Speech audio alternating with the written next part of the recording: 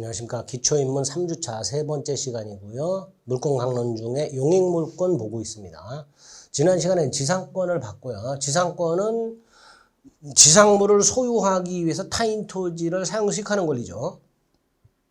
여기서 개념 잡아야 될 게 있었어요. 존속기간과 갱신. 존속기간에는 최장 존속기간과 최단 존속기간이라는 게 있더라. 갱신은 원칙 두 가지 방법, 약정갱신, 법정갱신 또는 묵시갱신, 그리고 특수한 거 두 개, 갱신청권 플러스 지상물 매수청권, 또 하나가 주택임대차보호법과 상가건물임대차보호법에 있는 갱신, 요구권에 의한 갱신 이런 게 있다라는 거. 특수지상권 중에 구분지상권이라는 권리와 분묘기지권이라는 권리, 특히 분묘기지권은 취득하는 방법이 세 가지 방법이 있었어요. 그죠? 그런 것들이 떠오르시면 됩니다. 자, 용익물권 두 번째 방법이 지역권이라고 되어 있는데요. 지역권은 이게 지자죠. 역은 요렇게 씁니다. 이게 지역권입니다. 요때 요 역은요, 우리나라 말로 편익이라고 번역을 하시면 돼요. 편익. 근데 지역권은 어떤 권리냐 도대체? 이런 경우 한번 생각해 볼까요? 갑소유 땅이 있어요. 을소유 땅이 있어요. 공로가 있어요. 갑이 공로로 통하는 통로가 있어요. 이렇게. 공로로 통하는 통로가 있고요. 통로가 잘 돼 있어요. 잘 돼 있는데 여기로 통행을 하면 공로까지 한 30분 걸려요. 걸어서. 그런데 을소유 땅을 싹 통행하면 한 1분이면 가요. 그럼 갑의 입장에서는 을소유 땅을 통행하고 싶겠죠. 문제는 우리가 소유권에서 봤던 상린관계 중에 주의토지통행권이라는 게 있어서요. 근데 주의토지통행권이 인정이 되려면 이 땅이 맹지거나 또는 이 통로가 제 기능을 못해야 되잖아요. 근데 지금 갑소유 땅은 맹지도 아니고 통로가 제 기능을 못하지도 않아요. 제 기능을 해요. 잘 닦여 있고 자동차도 왔다 갔다 할 수 있고. 그러니까 이 경우 갑의 입장에서는 상린관계의 주의토지통행권이라는 게 인정이 안 된단 말이죠. 그럼 결과적으로 갑은 을소유 땅을 통행하고 싶으면 을하고 계약을 해야 되죠. 을하고 계약을 해서 내가 1년에 통행료를 얼마씩 줄 테니 네 땅 요만큼 한 3m 정도 요걸 내가 사용 수익하자. 통로로 좀 사용하자. 을이 오케이 해요. 그러면 결과적으로 갑은 을과 계약을 통해서 이 을소유 땅의 요 빗금 친 부분만큼의 통로를 갖게 되고 이 통로는 갑소유 토지에 편리한 이익을 제공하는 거죠. 즉 을소유 땅이 갑소유 땅 통행을 위해서 그 땅을 통행하는 자가 누군지와 상관없이 갑이든 갑의 가족이든 갑의 자식이든 우편을 배달하시는 분이든 또는 뭐 택배를 배달하시는 분이든 누구든 상관없이 사람과는 상관없이 요 갑소유 땅을 공로까지 편리하게 출입이 가능한 통로를 제공하고 있는 거죠. 즉 을소유 땅이 갑소유 땅에 편익을 제공하고 있어요. 그죠? 또 갑이 밭을 경작하는데 물이 안 나와. 갑소유 땅은. 근데 을소유 땅은 빨대만 꽂아도 물이 나와. 그래서 갑이 을과 계약을 맺고 여기다 펌프를 설치한 다음 관을 연결해서 물을 끌어다 쓰고 있더라. 당연히 이 물을 땅에다 들이붓겠죠. 결과적으로 갑소유 땅이 을소유 땅으로부터 물이라는 편익을 제공받고 있죠. 요렇게 일정한 목적을 위해서 그 목적이 뭔진 중요하잖아요. 첫 번째 거 공로와까지 통행, 두 번째 거 물, 용수죠. 타인 토지를 자기 토지의 편익에 이용하는 권리. 사람의 편익이 아니고 남의 땅을 자기의 편익, 갑이라는 사람의 편익을 위한 게 아니라 갑소유 땅의 편익을 위한 땅. 이렇게 일정한 목적을 위해서 타인 토지를 자기의가 아니고 자기 토지의 편익에 이용하는 권리. 이런 걸 지역권이라 합니다. 지역권은 개념과 특징만 기초과정에서 머릿속에 숙지할 거예요. 편익을 제공하는 땅을 승역지라고 하고요. 편익을 제공받는 땅을 요역지라고 합니다. 즉 지역권은 요역지가 승역지로부터 편익을 제공받는 권리, 이렇게 쉽게 말할 수 있죠. 다시 말해서 지역권은 요역지, 사람이 아니고 땅을 위한, 요역지를 위한 승역지에 대한 권리예요. 지역권은 요역지를 위한 승역지에 대한 권리. 이게 지역권이다. 예를 들어 A 토지로부터 공로까지 편익을 위하여 B 토지를 통해 하는 경우, A 토지의 용수 편익을 위해서 B 토지로부터 물을 끌어오는 경우, A 토지의 관망, 조망 편익을 위해서 B 토지 소유자와 계약을 맺고 B 토지의 그 조망을 해치는, 건물을 짓지 못하게 하는 경우 등등 승역지로부터 요역지가 제공받는 편익에는 제한이 없어요. 통로가 될 수도 있고 물이 될 수도 있고 조망권이 될 수도 있고 등등등. 어쨌든 이런 별다른 제한 없이 승역지로부터 일정한 편익을 제공받는 권리를 지역권이란다. 생각하시면 돼요. 자, 2번. 요역지가 승역지로부터 제공받는 편익에는 아무런 제한이 없기 때문에 지역권도 종류가 다양하고, 다만 이제 문제가 되는 게 통행지역권 같은 것들이에요. 용수지역권 같은 것들입니다. 특히 통행지역권은 외형상 주의토지 통행권하고 흡사하죠. 그죠? 다시 말해서 지역권하고 상린관계는 외형이 비슷하다는 공통점이 있어요. 외형이 비슷해요. 다만 상린관계는 소유권의 내용이고 지역권은 별도의 물권이죠. 그죠? 근데 외형은 비슷하다. 그런 생각을 해주시면 됩니다. 어쨌든 지역권은 그런 거고. 자, 특징을 잠깐 보겠습니다. 타인 토지, 즉 승역지를 자기 토지 편익에 이용하는 권리라고 그랬죠. 즉 요역지의 사용가치를 증대하는 거예요.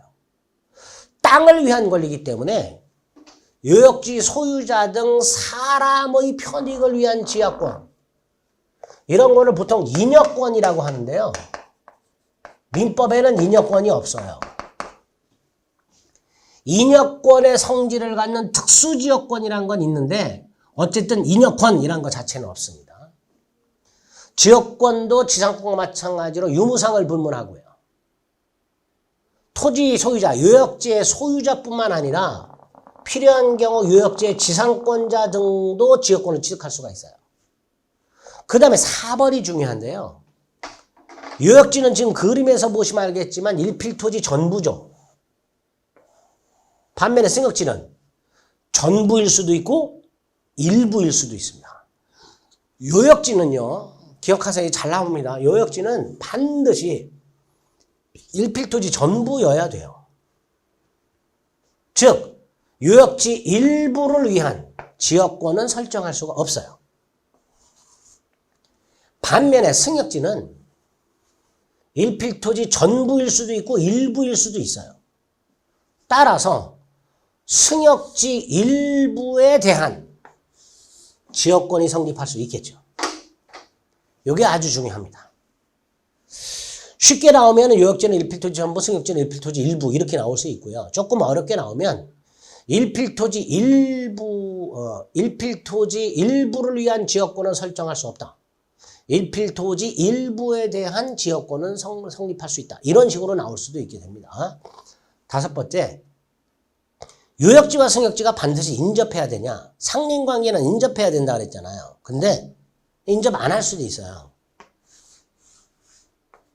병소유 땅에다 펌프 설치해서 물을 이렇게 끌어올 수도 있잖아요. 그죠? 그래서 요역지와 승역지는 반드시 인접할 필요가 없더라. 이런 것들이 지역권의 특징이다라고 생각하시면 됩니다. 그래서 입문 과정에서는 지역권의 뜻하고 지역권의 특징 정도만 생각을 해주시면 됩니다. 성질까지 써 있지만 이거 보시면 머리 깨져요. 그러니까 성질까지는 보지 마시고 지역권이 어떤 권리고 어떤 특징이 있는가 정도만 생각하시면 돼요. 지금 이 특징이 안 써 있는데 하나 더 생각을 해보면요. 보통 물권이라는 건 물건을 사용 수익해야 되니까 점유해야 되잖아요. 근데 지역권을 한번 보세요. 갑의 입장에서 보면 을소유 땅을 통행만 하지 점유 안 하죠. 갑도 을소유 땅부터 물을 끌어올 뿐 을소유 땅을 독점 점유하진 않아요. 즉 지역권은 승역지를 점유하지 않는, 독점 점유하지 않는 그런 특징이 있습니다. 을도 이 통로 왔다 갔다 할 수 있어요. 지역권은 다른 물권과는 달리 객체인 승역지를 독점 지배하지 않는다는 그런 특징도 추가적으로 있게 됩니다. 다 떠나서 개념 정도, 특징 정도 간단히 지역권은 생각을 해주시기 바랍니다. 자, 이제 용익물권의 마지막 전세권이 나와 있는데요. 이 전세권이 제일 문제입니다. 왜냐하면 우리 아파트 등 주택, 전세가 있고 반전세가 있고 월세 같은 게 있잖아요. 그죠? 전세는 전세금만 주고 사는 거고요. 반전세는 전세금 플러스 월세 주는 거고요. 월세는 말 그대로 월세만 주는 거죠. 근데 특히 요 아파트나 주택 전세 또는 반전세 등은 전세권 등기라는 걸 보통 해요, 안 해요? 안 하죠.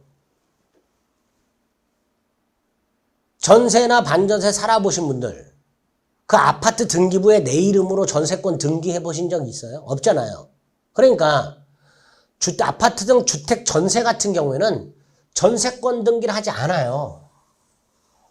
자, 이런 걸 채권적 전세라고 해요. 그리고 요거는 임대차의 일종이에요. 특수한 임대차의 일종이에요. 반면에 우리가 용익물권으로 보게 되는 이 전세권은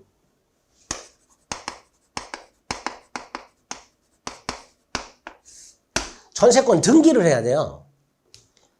타인 토지나 타인 건물 등기부에 전세권자 누구 이렇게 등기가 돼야 돼요. 그렇게 전세권 등기가 되면 이거는 더 이상 계약관계가 아니라 물권이 돼버리는 거예요. 물권. 어떤 차이가 있어요? 이거는 채권에 불과하잖아요. 새로운 소유자에게 주장을 못 하잖아요. 반면에 이건 물권이잖아. 따라서 새로운 소유자에게 얼마든지 주장이 가능하죠. 그런 차이가 있단 말이죠. 그래서 전세권하고 전세권이라는 용익물권하고 민법에 있는 주택전세, 아파트 전세 이거하고 헷갈리지 말자. 당연히 안 헷갈릴 것 같은데요. 내용이 굉장히 흡사해요. 전세권 중에 건물전세권의 내용하고요. 전세권 중에 건물전세권의 내용하고 주택전세나 상가건물 전세의 내용이 굉장히 흡사해요. 그러다 보니까 수험생분들이나 특히 중개사 하시는 분들도 헷갈려요. 정확하게 구별 못 하시는 분들이 태반입니다. 근데 우리나라의 초장부터 구별한다. 일단 개념상 구별하는 거예요. 전세권은 전세권 등기하는 물권이고 아파트나 주택 전세는 전세권 등기하지 않는 임대차에 불과하다. 물론 아파트 전세 계약을 했지만 전세권 등기까지 했다. 그러면 주택 임대차와 전세권 관계가 중첩해서 적용이 돼요. 머리가 터지겠죠. 그래서 그 주택 전세권을 갖고 있는 사람은 민법상 건물 전세권자로서의 지위와 주택 임차인의 지위를 병행해서 갖게 됩니다. 근데 보통은 이건 전세권 등기하지 않으니까 주택 임대차 처리하는 거고, 전세권 등기를 하게 되면 민법상 전세권으로 처리하게 된다. 이렇게 생각하시면 돼요. 자, 전세권이 어떤 거냐? 전세권자가 전세금을 지급하고, 자, 여기서 말하는 요 전세금도요, 우리가 아파트 주택 전세하면서 전세금을 주잖아요. 보통 여기서 전세금이라고 부르잖아요. 근데 여기서 말하는 주택 전세에서 말하는 전세금은 보증금이고요. 우리가 흔히 말하는 보증금이고요. 전세권에서 말하는 전세금은 보증금 플러스 알파의 기능이 있어요. 그러니까 여기서 말하는 전세금도 우리가 흔히 알고 있는 주택 전세, 아파트 전세 전세금하고 조금 성격이 달라요. 나중에 볼 겁니다. 근데 어쨌든 전세권이란 물권은, 민법상 권리는 전세금을 반드시 지급해야 돼요. 타인의 부동산이니까 토지 또는 건물이죠. 이거를 용도에 따라 사용식을 해요. 여기서 주택임대차하고 공통이 생겨요. 타인 부동산 중 건물 중에 주거용 건물의 용도가 뭐예요? 주거잖아요.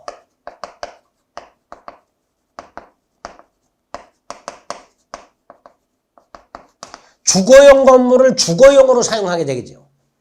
그러면 그 한도에서 주택임대차하고 내용이 똑같아지는 거예요. 그죠? 그래서 헷갈리는 거예요. 근데 어쨌든 전세권자는 이렇게 반드시 전세금을 지급하고 타인의 부동산을 용도에 따라 사용식을 해요.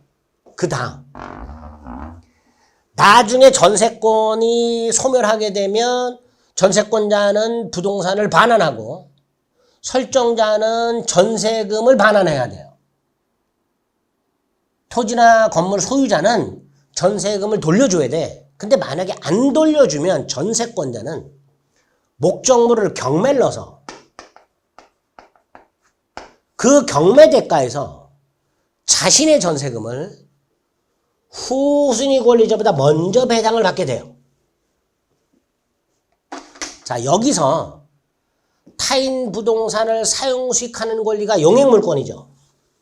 또 하나, 내가 받을 돈이 있는데 못 받으면 채무자 소유 부동산을 임의경매에 넣어서, 자, 경매는 임의경매와 강제경매가 있습니다. 자, 임의경매가 뭔지 강제경매가 뭔지 나중에 말씀을 드릴게요. 자, 목적물을 임의경매에 넣어서 그 경매 대가로부터 후순위 권리자보다 먼저 배당을 받게 돼요. 근데 요런 권리를 담보물권이라고 해요. 담보물권. 타인 부동산을 사용식하는 권리를 용익물권이라고 하고요. 채무자 부동산을 임의경매에 넣어서 경매 대가로부터 후순위 권리자보다 먼저 채권을 훼손하는 권리를 담보물권이라고 불러요. 결과적으로 전세권은 용익물권의 성격이 기본이 돼 플러스 담보물권의 성격까지 가지고 있는 아주 독특한 권리가 바로 전세권이 되는 거예요. 전세권은 굉장히 헷갈리기 때문에 내용도 조금 복잡하기 때문에 초장부터 개념을 정확하게 기억을 해 두셔야 됩니다. 개념 요소가 세 가지. 반드시 전세금을 지급하고 타인의 부동산을 용도에 따라 사용수익하며 나중에 그 목적물의 경매대가로부터 우선 변제 받을 수 있는 권리를 뭐라 한다? 민법상 전세권이라 한다. 주위에 써있죠. 전세권은 전세권 등기를 요하는 물권으로서 우리가 일반적으로 알고 있는 아파트 전세 또는 주택 전세와는 전혀 다른 제도고 다른 권리입니다. 이건 등기하지 않으니까. 전세권 등기 안 하니까. 다만 아까도 말씀드렸듯이 타인 부동산 중 타인의 주거용 건물을 주거용으로 사용하다 보면 그 범위 내에서 주택임대차와 내용이 겹치게 되는 거예요. 그래서 헷갈리는 거죠. 자, 일단 개념은 정확하게 잡자. 전세권은 기능이 타인의 부동산을 사용식하는 용익물권의 기능을 기본으로 하되 전세금 반환과 관련해서는 담보물권의 기능까지 가지고 있는 전 세계에서 거의 유일하게 대한민국에만 있는 권리라고 생각하시면 됩니다. 만들어진 과정은 좀 복잡해요. 근데 어쨌든 이런 권리가 민법에 있다. 성질, 타인 부동산에 대한 권리죠. 타인 부동산이니까 지상권, 지역권과는 달리 타인 건물까지를 객체로 하죠. 당연히 용도에 따라 사용식을 해야 되고요. 만약에 용도에 따라 사용식을 하지 않으면 나중에 볼 거예요. 우리 민법 311조에서 전세권 설정자가, 즉 토지 건물의 소유자가 전세권자를 상대로 전세권의 소멸을 청구할 수 있도록 되어 있습니다. 그러니까 용도에 따라 사용식하는 것도 핵심 개념이 되는 거죠. 당연히 인접한 부동산 사용식권자와 충돌할 여지가 있으니 상린관계가 적용이 될 것이고요. 물권이기 때문에 침해가 되면 당연히 물권적 청구권이라는 것도 인정이 될 겁니다. 객체, 타인 부동산이 객체라 그랬죠. 단 농경지는 제외하도록 하고 있습니다.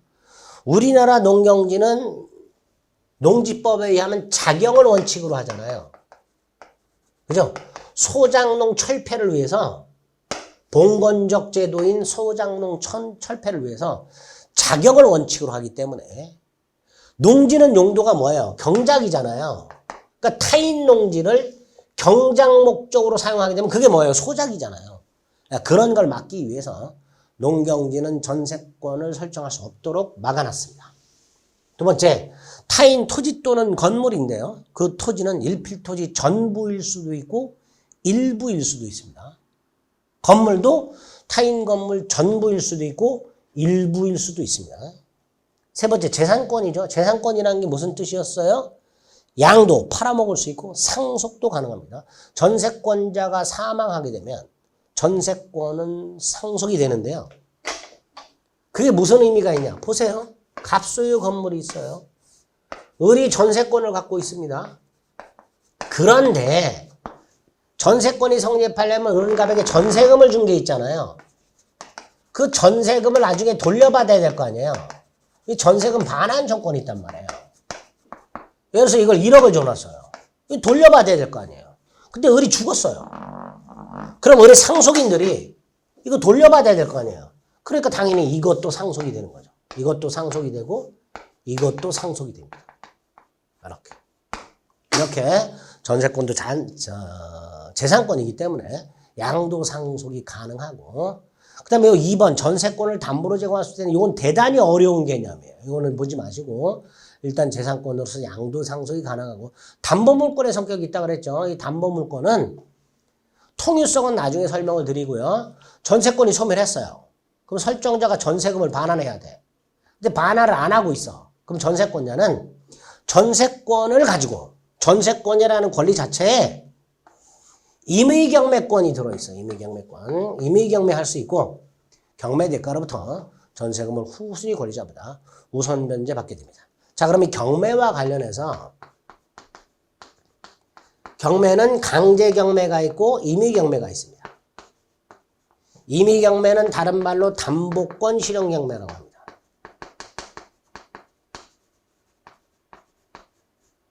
자, 강제경매와 임의경매의 차이가 뭐냐? 자, 여러분이 갑이에요.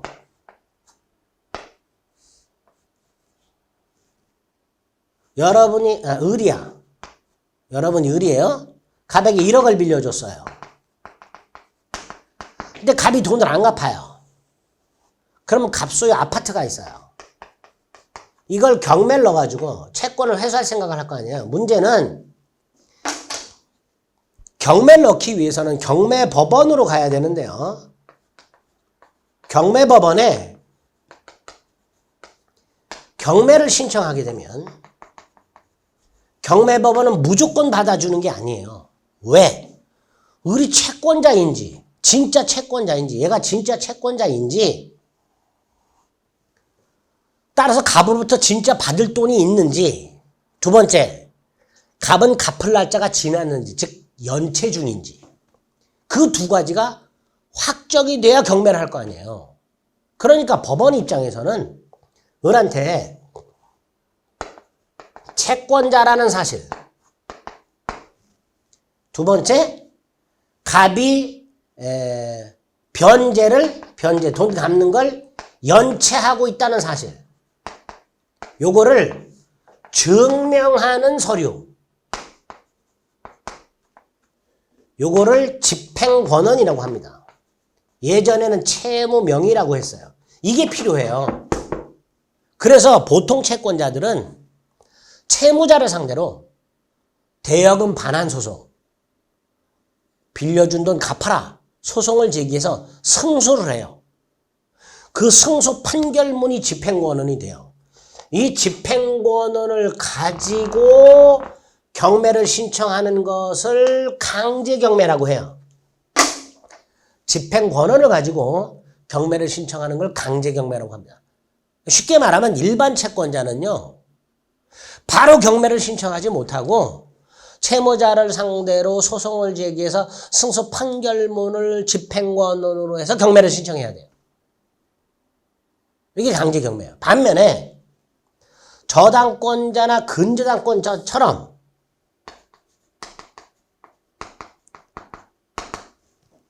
채무자가 돈을 갚지 않으면 집행권은 필요 없이 바로 경매를 신청하는 걸 임의경매라고 합니다. 즉 담보물권자들은 채무자를 상대로 소송 제기할 필요 없이요, 바로 경매를 신청할 수 있어요. 그걸 임의경매라고 합니다. 그럼 채권자 입장에서는 강제경매보다 임의경매가 더 좋죠. 그래서 담보대출을 선호하는 거예요, 은행 입장에서는. 근데 어쨌든 경매는 강제경매와 임의경매 두 가지가 있고 이런 차이가 있다 정도만 생각하시고, 전세권자는 일반 채권자와는 달리 저당권자처럼 뭐 할 수 있다? 임의경매권이 있다. 그래서 경매대가로부터 우선 변제를 받을 수 있게 됩니다. 그 정도 생각하시고, 전세권을 어떻게 취득하는가? 법률 행위나 법률 규정을 통해서 취득하는데, 전세권은 전세금 지급이 필수적이기 때문에 99% 범죄력, 즉 계약을 통해서 취득하는 게 보통이에요. 뭘 통해서 취득한다고요? 계약. 그래서 전세권을 취득하려면 부동산 소유자와 계약을 하고 전세금을 반드시 지급을 하고 플러스 뭐 전세권 등기까지 함으로써 취득하게 됩니다. 이게 전세권 취득 방법의 대표적인 내용이 됩니다. 물론 전세권자가 사망을 하게 되면 그 상속인들이 상속 등을 통해서 취득하는 경우도 왕왕 있을 수 있겠죠. 네. 대부분은 계약을 통해서 취득하게 된다. 전세금이라는 게 나왔죠. 전세권자가 설정자한테 줬다가 나중에 돌려받는 금전 따위를 말하게 되고요. 반드시 지급해야 된다 그랬죠. 따라 전세금 지급하지 않는 특약은 무효가 되고요. 다만 현실적으로 주고받을 필요는 없고요. 기존 채권으로 전세금 지급을 대신할 수는 있는데 이 2번이 좀 어려운 내용입니다. 나중에 말씀드리겠습니다. 어쨌든 전세금은 반드시 지급해라 라는 거 정도 확인하시면 되겠습니다. 기능은 지금 보지 마시고요. 자, 존속기한이 나왔어요. 전세권도 존속기한 및 갱신이 있겠죠. 지역권에는 없었는데요. 네, 지역권에는 규정이 없어요. 지역권에는 존속기간에 관한 규정도 없고 갱신에 관한 규정도 없습니다. 근데 전세권에는 존속기간에 관한 규정도 있고 갱신에 관한 규정도 있어요. 자, 여기서 존속기간 다시 한번 기억을 더듬어 볼까요? 두 종류가 있다 그랬죠. 최장, 최단. 전세권에는 최장도 규정이 있고 최단도 규정이 있어요. 근데 이 최단은 건물 전세권에만 규정이 있어요. 토지 전세권에는 없고요. 최장은 토지 건물에 모두 적용이 되는데, 토지 전세권, 건물 전세권 모두에 적용이 되는데, 최단은 건물 전세권에만 규정을 두고 있습니다. 두 번째, 갱신. 약정갱신하고 법정갱신, 묵시의 갱신이 있잖아요. 그죠? 이게 기본이잖아요. 그 다음에 갱신 청구권 및 지상물 매수 청구권에 의한 갱신이 있고요. 또 하나가 갱신 요구권에 의한 갱신이 있다고 그랬는데, 갱신 청구권 및 지상물 매수 청구권은 지상권과 토지 임대차의 규정이 있고요. 갱신 요구권은 주택 임대차와 상가 건물 임대차에 있다고 그랬잖아요. 전세권에는 없어요. 전세권에는 약정갱신 당연히 가능하고 법정갱신, 묵시의갱신도 있는데 요것도 건물에만 있어요. 건물 전세권만 법정갱신, 묵시의갱신 인정이 됩니다. 또 하나가 뭐죠? 존속기간을 약정하지 않은 경우. 두 종류가 있다고 그랬죠. 법정기간이 있고요. 권리나 계약을 언제든지 소멸시키는 경우 두 갈래로 간다고 그랬잖아요. 그래서 지상권은 법정갱신으로 간다고 그랬고요. 전세권은 소멸로 갑니다. 이렇게 구조를 머릿속에 딱 생각을 해두셔야 돼요. 존속기간, 갱신, 기간을 정하지 않았을 때 각각 민법은 전세권에 어떤 규정을 두고 있는가 조문 확인해 봅니다. 312조 1항 최장기간을 제한하고 있죠. 전세권은 당사자가 기간을 약정할 수 있습니다. 근데 그 기간은 10년을 넘지 못합니다. 5년, 7년 됩니다. 12년 안 됩니다. 만약에 10년을 넘었어요. 12년으로 정했습니다. 10년으로 단축을 시켜버립니다. 이게 존속기간이죠. 3항은 약정갱신입니다. 전세권은 당사자가 약정을 통해서 합의를 통해서 얼마든지 갱신할 수 있죠. 그 갱신할 때도 10년 넘지 못합니다. 기간이. 갱신한 날부터 10년 넘지 못한다.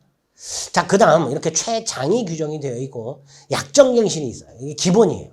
최장기간 약정갱신 기본이에요. 자, 독특한 게 건물 전세권의 최단위 규정이 되어 있죠. 어떻게? 건물에 대한 존속기간을 1년 미만으로 정했어요. 1년으로 봅니다. 건물 전세권의 존속기간을 만약에 6개월로 정했어요. 그럼 몇 년으로 본다? 1년으로 본다. 건물 전세권만, 토지 전세권 말고 건물 전세권만 최단기간의 규정이 있죠. 그 다음 기간을 정하지 않아요. 그러면 법정갱신으로 가느냐 소멸로 가느냐. 전세권은 소멸로 갑니다. 이렇게 되어 있어요. 전세권의 존속기간을 당사자가 정하지 않았습니다. 지상권에서는 법에서 기간을 정해줬잖아요. 근데 전세권은요 소멸로 갑니다. 각 당사자는 설정자 또는 전세권자는 언제든지 아무 때나 상대방에게 전세권이라는 권리의 소멸을 통고할 수 있고 상대방이 이 통고를 받은 날로부터 6달이 지나면 전세권은 소멸한다. 그죠? 전세권의 존속기간을 약정하지 아니한 때 각 당사자는 언제든지 상대방에 대해서 전세권의 소멸을 통고할 수 있고 상대방이 이 통고를 받은 날로부터 6달이 경과하면 전세권은 소멸을 하도록 되어 있습니다. 주문 잘 기억을 해두셔야 됩니다. 그 다음에 갱신, 약정갱신 아까 봤고요. 건물 전세권에 법정갱신, 묵시의갱신이 있다고 그랬는데 법정갱신, 묵시의갱신이 나오면 요건과 효과를 생각해보자 그랬죠. 자, 첫째, 건물 전세권에만 인정이 된다는 거. 두 번째, 요건. 건물 전세권 설정자가, 건물 소유자가 전세권 존속기한이 끝나기 6달 전부터 한 달 전 사이에 전세권자에게 그 다음 요거는 잊지 마세요. 갱신 거절의 통지 또는 조건을 변경하지 않으면 갱신하지 아니한다는 뜻의 통지 이런 거 다 잊어버리시고 무슨 통지를 하지 않았을 때 설정자가 전세권자에게 6월부터 1월까지 사이에 전세권이 끝나는 날이 있을 거 아니에요. 만료일, 기간 만료일. 그 만료일 6달 전부터 한 달 전. 요 사이에,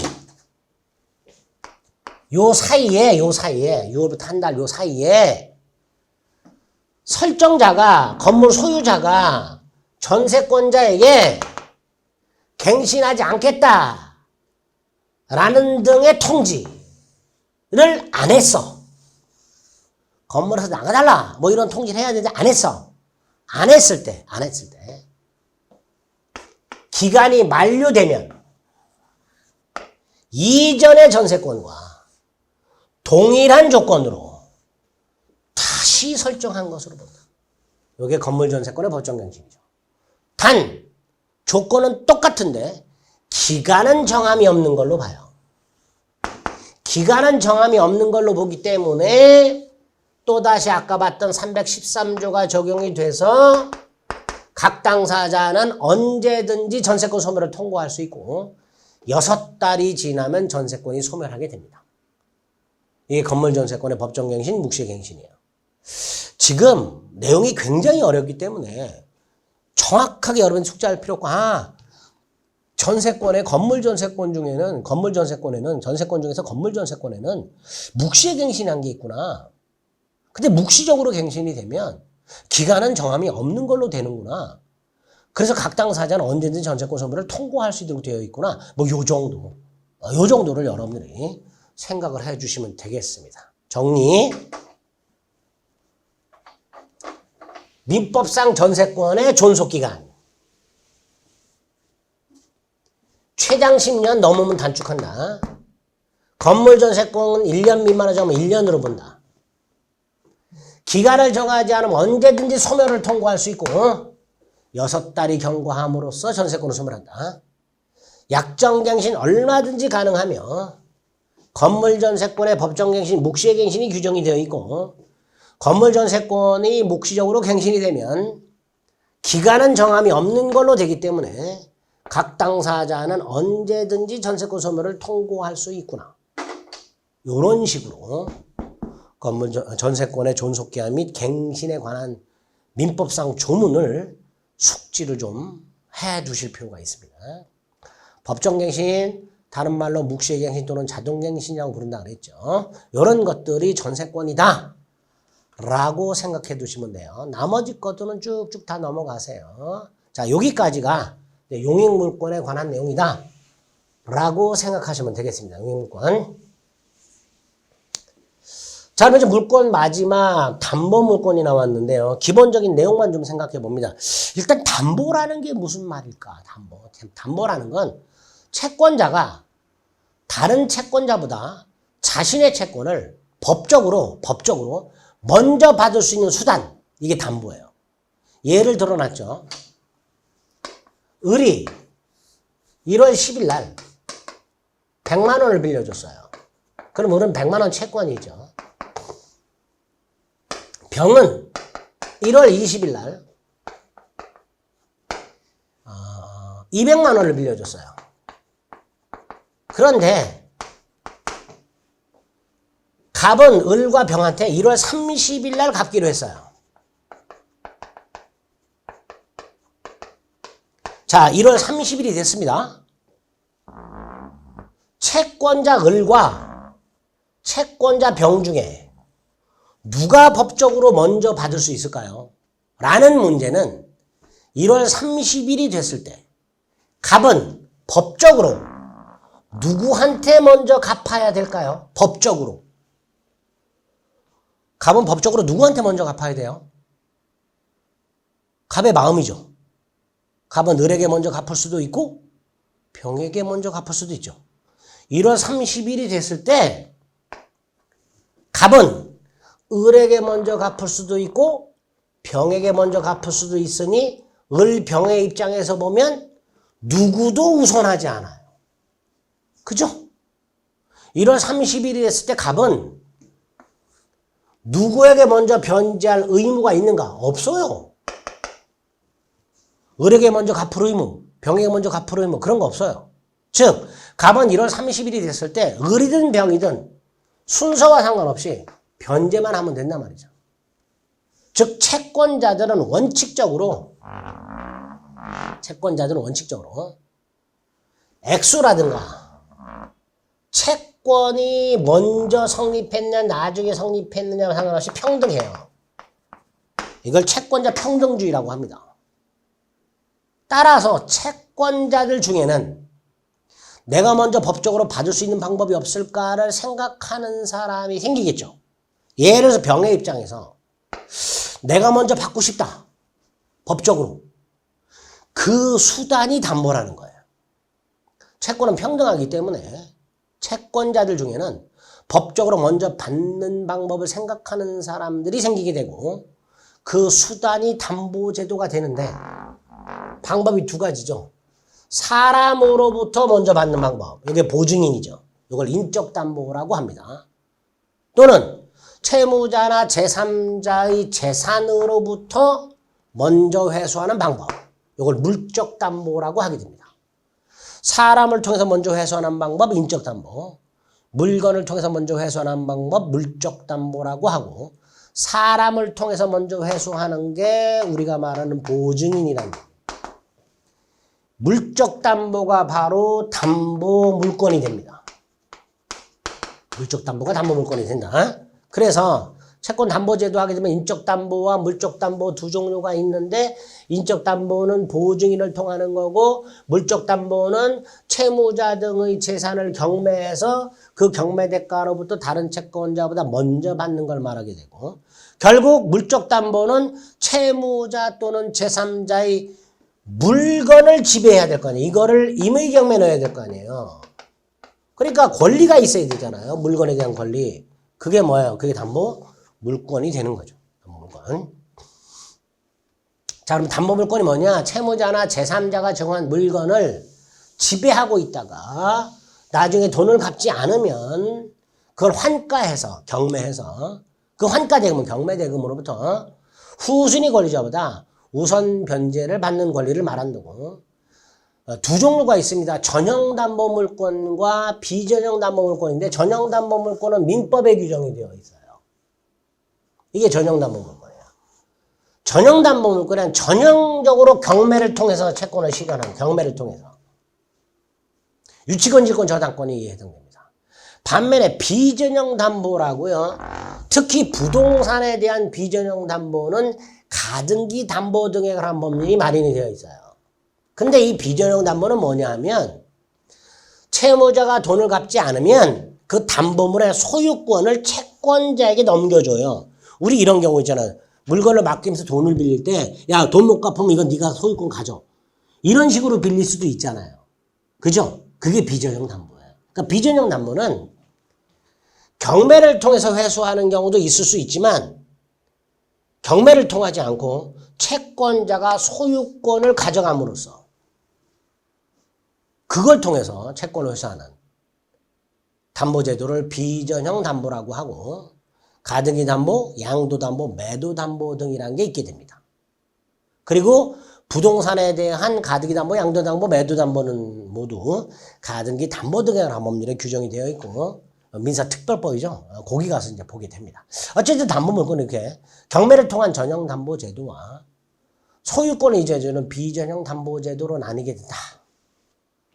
이 가등기 담보, 담보 가등기라는 게 되어 있죠. 간단하게 개념만 잡아볼게요. 갑이 땅이 있어요. 을이 1억을 빌려줘요. 갑이 땅을 담보로 제공합니다. 이때 을이 이 땅에다가 저당권을 설정받으면 나중에 경매에서 채권을 회수하고요. 만약에 갑과 계약을 맺고 가등기를 해놨다. 그러면 나중에 갑이 돈을 갚지 않으면 이 가등기를 본등기로 바꿔서 을이 소유권을 취득해버려요. 요거를 가등기 담보라고 부르는 거예요. 어렵지 않죠? 밑에 내용은 읽지 말고, 이런 거다. 이렇게 생각하시면 돼요. 채무자 등이 제공한 부동산에 대해서 소유권을 취득하는 제도. 그래서 예를 들어 갑이 자신의 A 토지를 담보로 을에게 돈을 빌리면서 을 명의로 저당권 설정하는 대신 변직에 돈을 못 갚으면 소유권을 이전해 주기로 약속을 하고, 을의 이름으로 가등기를 해놨다가 돈을 갚지 않으면 본등기를 함으로써 우리 소유권을 취득하게 되는, 이런 걸 이제 가등기 담보권이라 하고, 가등기 담보 등에 관한 법률에서 규율하고 있더라 라고 생각하시면 되겠습니다. 자, 이 담보물권의 통유성이라는 개념도 잡아봅니다. 담보물권은, 자, 을이 땅에 뭐 저당권 같은 또는 가등기 담보 같은 담보권을 갖고 있을 때, 이 저당권이라든가 가등기 담보권이라는 권리는 요 채권을 위해서 존재하는 권리죠. 자, 요때 요 채권, 일반 채권과 구별해서 담보권에 의하여 우선 변제가 확보돼 있잖아요. 이걸 피담보 채권이라고 불러요. 담보권에 의해서 일반 채권과는 달리 담보권에 의해서 우선 변제가 확보되어 있는 채권을 피담보 채권이라 하고, 당연히 담보물권은 피담보 채권과 뗄래야 뗄 수가 없죠. 요거를 담보물권이 공통적으로 가지고 있는 성질에서 통유성이라고 부르는 거예요. 담보물권이 피담보 채권과의 관계에서 공통적으로 가지고 있는 성질의 통유성이라고 부르는데 네 가지가 있어요. 부종성, 수반성, 불가분성, 물상, 대비성 네 가지가 있는데 자 부종성 간단합니다. 채권이 소멸하면 담보물권도 소멸하는 성질 이렇게 기억하시면 돼요. 어렵게 생각하지 마시고 부종성이 뭐냐? 채권이 소멸하면 담보물권 소멸. 이게 부종성. 두 번째 수반성은 채권이 이전되면 담보물권도 이전. 예를 들어서 을이 사망을 해요. 그러면 이 채권 상속되죠. 담보권도 상속이 돼요. 채권이 이전되면 담보물권도 함께 이전. 요게 수반성. 채권이 이전되면 담보물권도 함께 이전. 수반성. 세 번째 불가분성. 이거 뭐죠? 허연 건. 불가분성은 세 번째 채권을 전부 변제받을 때까지 담보물권은 목적물 전부 효력이 미쳐요. 예를 들어서 중간에 값이 9천만 원을 갚아요. 그럼 1,000만 원 남았죠. 근데 1,000만 원을 갚았다. 9천만 원을 갚았다. 그럼 이 땅 전부의 저당권의 효력이 있었는데 그게 10분의 1만큼 쪼그라드냐 안 쪼그라들어요. 을은 1,000만 원만 남았다 하더라도 채권 일부 목적물 전체를 경매에 넣을 수 있어요. 이걸 불가분성이라 합니다. 즉 채권 전부를 받을 때까지 목적물 전부의 담보물권 효력이 미쳐요. 이거를 불가분성 이렇게 부릅니다. 채권 일부가 변제 등으로 소멸하더라도 잔액이 남아있는 한 담보물권은 전부 효력이 미치는 걸 불가분성이라고 부르게 되고요. 자, 요 부분. 자, 담보물권의 통유성, 부정성, 수반성, 불가분성까지 봤어요. 물상대위성은 끊고 시간을 좀 달리해서 보겠습니다. 수고하셨습니다.